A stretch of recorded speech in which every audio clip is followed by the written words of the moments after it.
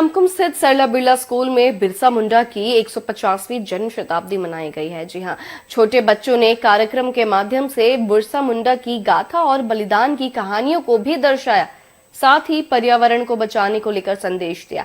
विद्यालय की प्राचार्य परमजीत कौर ने कहा कि इस प्रकार के प्रोग्राम के पीछे उद्देश्य होता है कि बच्चों को जुड़ाव दादा दादी के साथ ज्यादा हो, साथ ही उनके संस्कारों को भी वो सीख सके।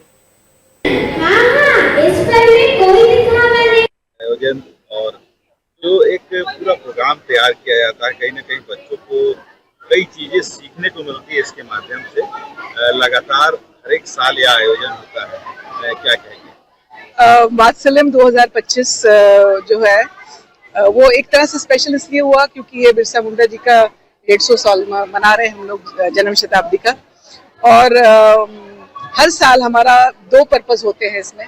एक तो बच्चों को अपनी फैमिली के साथ जोड़ना, दादा दादी नाना नानी के साथ जोड़ना, और जिनसे वो बेसिकली संस्कार सीखते हैं, क्योंकि हमारा फोकस वैल्यूज पे, संस्कार के बहुत होता है। और दूसरा होता है कि हर बच्चा स्टेज पे आए और एक छोटी उम्र से ही स्टेज से उसका फियर चला जाए।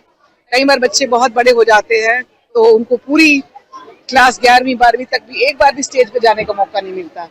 तो यहाँ पे हमारा होता है कि हर बच्चा स्टेज पे आता है, जिस बच्चे की जो स्पेशलिटी है वही वो करता है।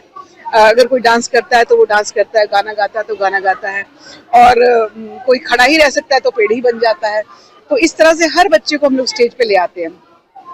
और बच्चों को अपनी धरती से जोड़ने का ये तरीका कि अगर वो झारखंड में रह रहे हैं तो यहाँ के फ्रीडम फाइटर्स को जाने, यहाँ के फेस्टिवल्स को जाने। आपने देखा कि उन्होंने बहुत महीनता से इस पे काम किया कि करम का पेड़ होता है, क्यों